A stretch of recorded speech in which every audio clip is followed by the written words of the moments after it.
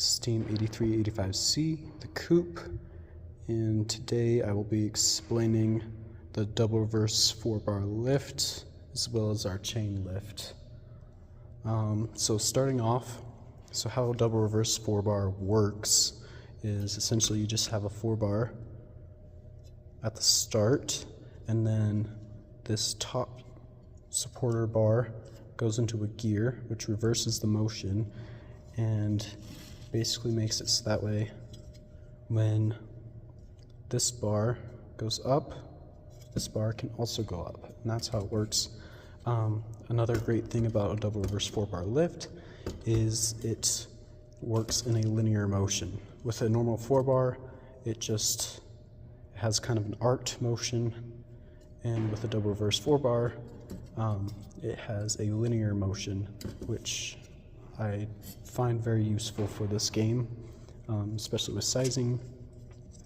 So we decided to make the first 4-bar a lot smaller. Basically, well, for one, it's so that way we can center the lift in towards the middle of our robot. That will allow us to have it a lot stronger, and it will also help with tipping. So that's one reason why the first bar is shorter.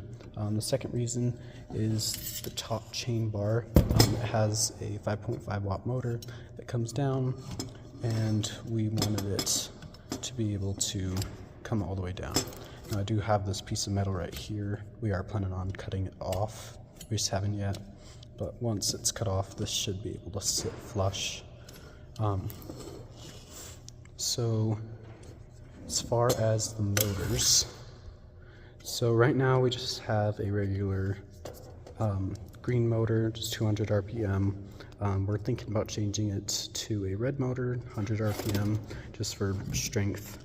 And then it goes to this 12-tooth gear, goes up to these gears, so we have quite a lot of torque. Still, it's not quite enough, so we do have bands right here. You'll see a lot of teams that only put bands on one side, but since we are using a half cut right here, I decided to put them on both sides so that we wouldn't risk bending our C channel and messing up our lift. So that just kind of evens it out, while also providing more strength. Oh, and then I also placed a potentiometer right here so that way we can determine how high our lift is. Hopefully that'll help with coding. So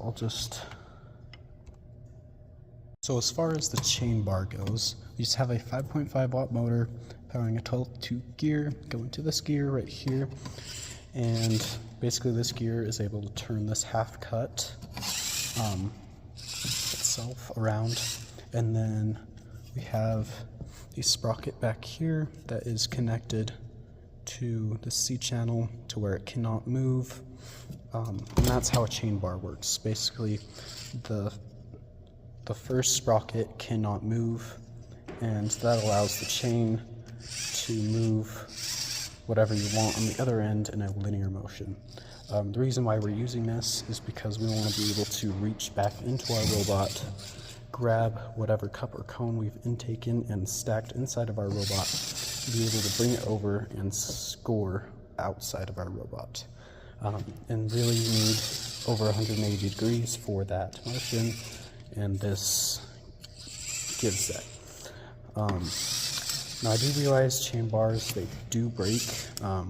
However, really the only weight we have to be worried about is the weight of our claw, and we're planning on making a lot of it out of plastic, and so it won't be that heavy in the first place. So that is the reason why we're doing a chain bar. That is pretty slack right now, but so yeah, that is our lift.